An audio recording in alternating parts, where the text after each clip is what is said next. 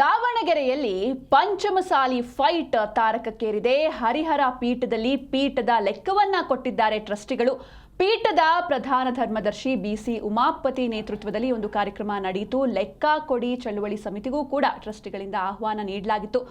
ಕಾರ್ಯದರ್ಶಿ ಜ್ಯೋತಿ ಪ್ರಕಾಶ್, ಟ್ರಸ್ಟಿಗಳಾದ ಬಾವಿ ಬೆಟ್ಟಪ್ಪ, ಬಸವರಾಜ ದಿಂಡೂರ ಹಾಗೂ ಎಚ್ಎಸ್ ನಾಗರಾಜ್ ಉಪಸ್ಥಿತರಿದ್ದರು. ಹಾಗೆ ಇನ್ನೊಂದು ಕಡೆ ಈ ಒಂದು ವಿಚಾರಕ್ಕೆ ಪಂಚಮಸಾಲಿ ಪೀಠದಲ್ಲಿ ವಚನಾನಂದ ಸ್ವಾಮೀಜಿ ಕೂಡ ರಿಯಾಕ್ಟ್ ಮಾಡಿದ್ದಾರೆ. ಕೃಷ್ಣನ ಲೆಕ್ಕ ಬೇಡ, ನಮಗೆ ರಾಮನ ಲೆಕ್ಕ ಬೇಕು.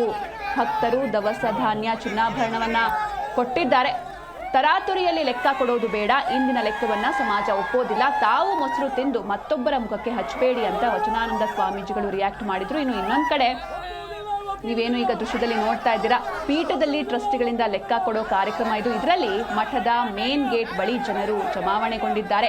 ವಚನಾನಂದ ಶ್ರೀಗಳ ಬೆಂಬಲಿತ ಭಕ್ತರು ಇಲ್ಲಿಗೆ ಬಂದಿದ್ದಾರೆ. ಅಂದ್ರೆ ಎರಡೂ ಕಡೆ ಅವರ ವಿರೋಧ ಬಣ ಏನಿದೆ ಅವರು ಕೂಡ ಬಂದಿದ್ದಾರೆ. ಅವರನ್ನ ವಿರೋಧಿಸೋರು ಒಂದಿಷ್ಟು ಜನ, ಹಾಗೆ ಅವರ ಪರ ಇರುವಂತಹ ಒಂದಿಷ್ಟು ಜನ ಕೂಡ ಅಲ್ಲಿ ಜಮಾವಣೆಗೊಂಡಿದ್ದಾರೆ. ಹಾಗೆ ಮಾಜಿ ಶಾಸಕ ಅರುಣ್ ಕುಮಾರ್ ಪೂಜಾರ್ ನೇತೃತ್ವದಲ್ಲಿ ಕಳ್ಳ ಲೆಕ್ಕ ಒಪ್ಪಲ್ಲ, ಹರ ಹರ ಮಹದೇವ ಎನ್ನುವಂತಹ ಘೋಷಣೆಗಳು ಕೇಳಿ ಬಂದಿವೆ.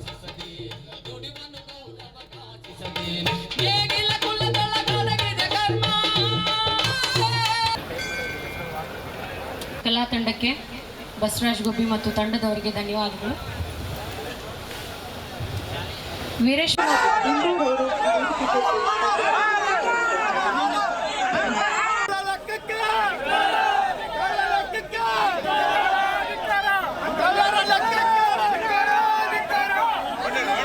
ನಮ್ಮ ಒಂದು ಏನು ಸಮಾಜಕ್ಕೆ ಸರ್ಕಾರದಿಂದ ಮತ್ತು ಸಮಾಜ ಬಾಂಧವರಿಂದ ಒಟ್ಟು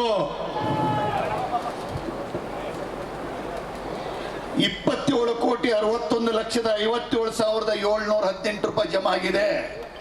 ಸರ್ಕಾರದಿಂದ ಮತ್ತು ಭಕ್ತರಿಂದ, ಸಮಾಜ ಬಾಂಧವರಿಂದ ಮತ್ತು ದಾಸೋಹ ನಿಧಿ ಇಡ್ಲಿಕ್ಕೋಸ್ಕರ ಮಾಡಿದ ಒಟ್ಟು ಅಮೌಂಟು ನಮ್ಮಲ್ಲಿ ಸಂದಾಯವಾಗಿರೋದು 27,61,57,518 ರೂಪಾಯಿ ಜಮಾ ಆಗಿದೆ.